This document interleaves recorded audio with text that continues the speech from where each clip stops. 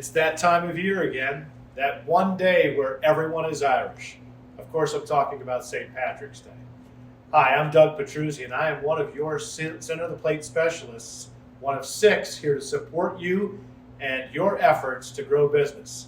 Today, we want to talk about corned beef, the biggest topic this time of year. We're going to talk a little bit about corned beef language. We're going to talk a little bit about all of the different cuts and products that we have. We want to discuss when and how and where to sell those products.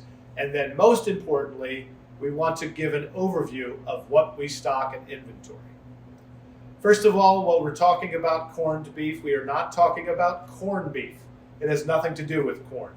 Corn refers to the salt that is used in the brine to make corned beef.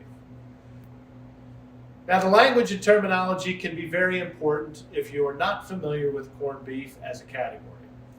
A couple of things. Let's start with the brisket. The most common piece and cut that is sold in today's market is the full brisket.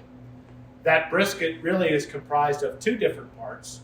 It's either the first cut or the flat or the point.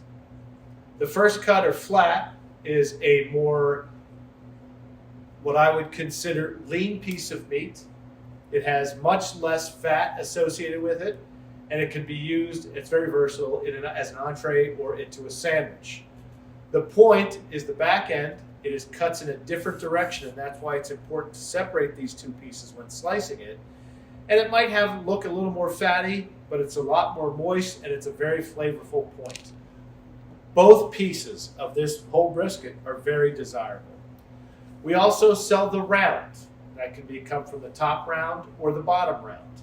The top round is a little more valuable piece. The bottom round can be used in sandwiches, and it certainly can be used if you're looking for a more value cut. We want to talk about the pump. Most corned beef has a pump solution of roughly 40%. That's your traditional brisket.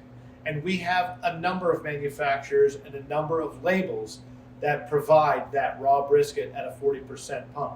The most popular one, of course, is our Driscoll brand corned beef. We also have corned beef that is 35% pumped. We have cooked corned beefs that have as much as 20% solution in those. The most important thing to remember about that solution in that pump is the amount of loss you can expect when cooking a corned beef. So for example, if you're going to cook a 40% pumped whole brisket, you can expect to only yield about 60% when it goes to the plate. What does that mean? That means that whole brisket, that raw whole brisket, is going to be much less expensive than any of the cooked options. In addition, you will note that our cooked options, some of those list with ISP. ISP is isolated soy protein that is added to do 2 things. One, it tenderizes the meat, and secondly, it helps it retain that moisture, which in turn reduces the cost. Those cuts that I talked about, we inventory every cut you can imagine. So we do have the whole briskets, we have the points, we have the flat or the first cut, we have the bottom round, and we have the top round. We stock a number of brands, by the way. We have our Driscoll brand, which again is probably the item that we sell the most of.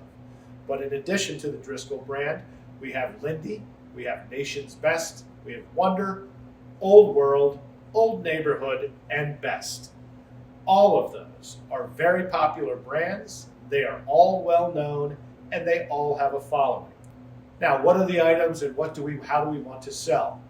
So let's start with the brisket. The whole brisket is that item. If someone is only doing entrees and they're only doing it on St. Patty's Day, I will tell you the most popular choice is the whole brisket, 40% solution. Let them cook it as they want to cook it. That's the default item for corned beef. It's typically used in entrees. There are other items as well. The round cuts and the cooked cuts are great for sandwiches. You're going to see that some of these are deli-faced so that they are ready to go onto your slicer. And then, of course, we have the very economical option of the bottom round.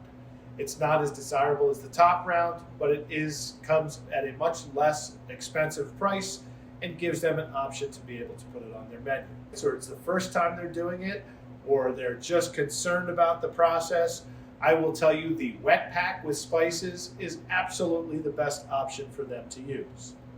Rest assured, you've got the product that your customer wants.